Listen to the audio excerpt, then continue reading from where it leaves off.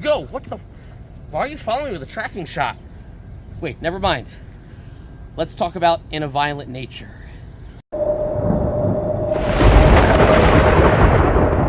Hi, I'm Dave, founder of Halloween Around, and today I'm reviewing the new sort of first-person POV slasher movie, In a Violent Nature.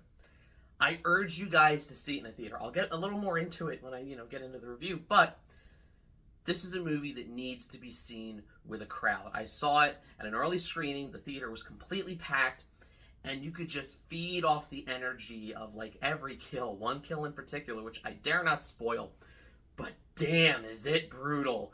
Everyone was like, oh! Or the moments when our killer does something so over the top and insane that there was laughter in the audience, mostly coming from me, because, I'm a psycho. But other people were thinking about laughing.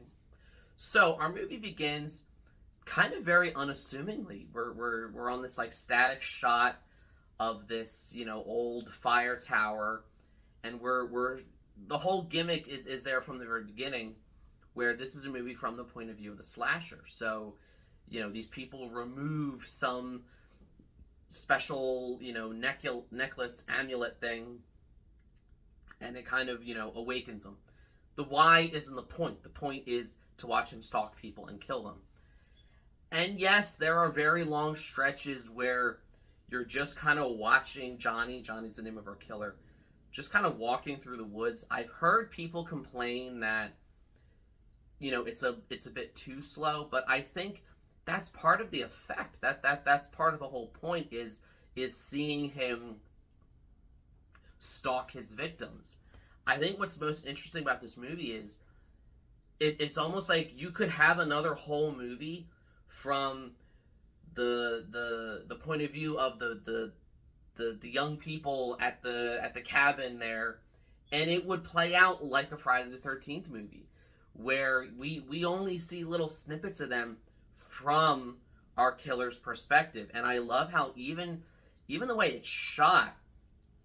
There's one scene in particular where they're all sitting around a campfire, but the angles are from this like voyeuristic perspective where like we're back in the trees with the killer, and it almost, the movie almost makes the audience, like a complicit and a surrogate killer, ourselves. And that's such a cool concept that I love that the movie commits to that bit like 80% of the time. And when it is, it's amazing. It kind of shows us the killer, doing things that you don't really think about that much. But, walking down to this place and getting the mask and dragging the body and, oh, I have to go retrieve that weapon over here. Or, oh, I'm watching these characters take a swim, but way in the distance.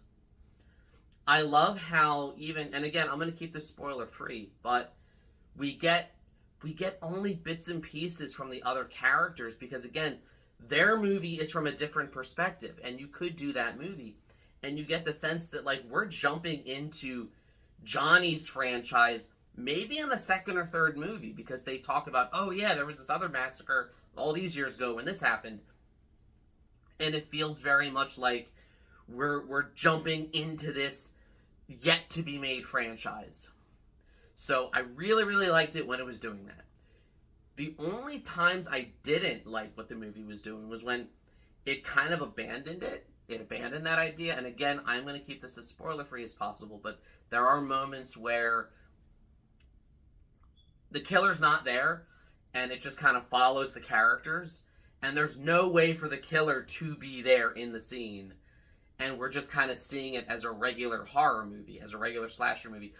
It's like it's switching over to that character's point of view.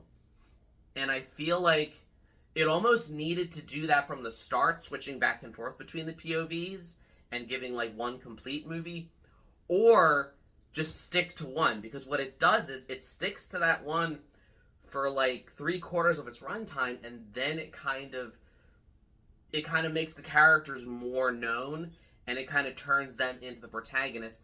Similarly to the way that Behind the Mask, The Rise of Leslie Vernon, the first 2 acts of that are this, mockumentary about a slasher preparing what he's doing.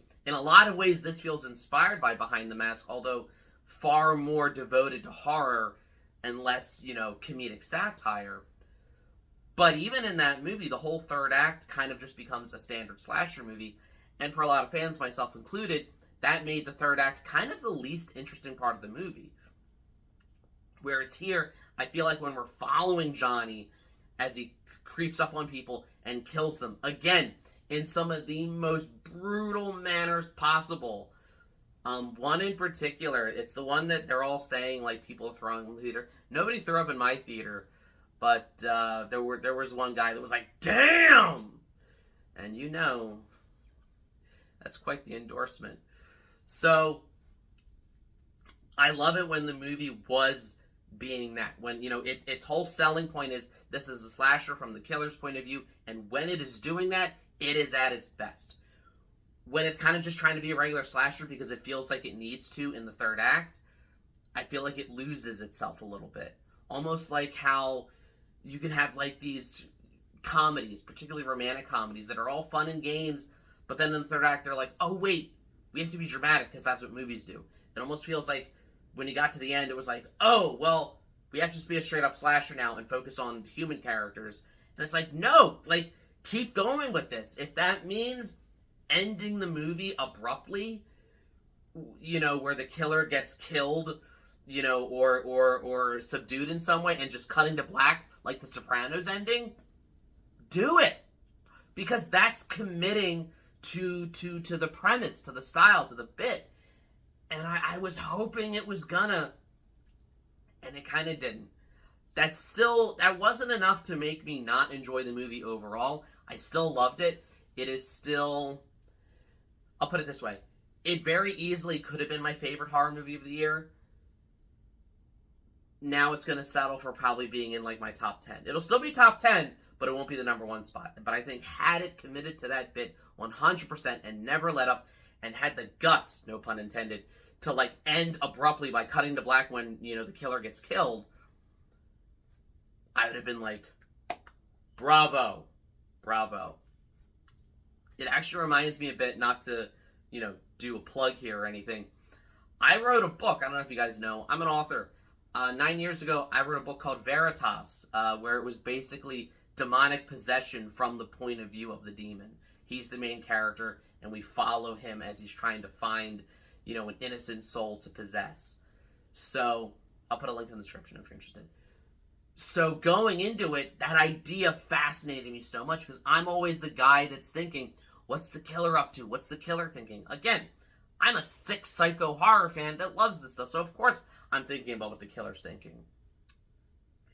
But in a larger sense, another thing I love about this movie is this is what we should be getting instead of more Friday the 13th movies. I know that may be an unpopular opinion. I know everyone's clamoring for more. I know that Jason Voorhees is tied up in like legal limbo or whatever.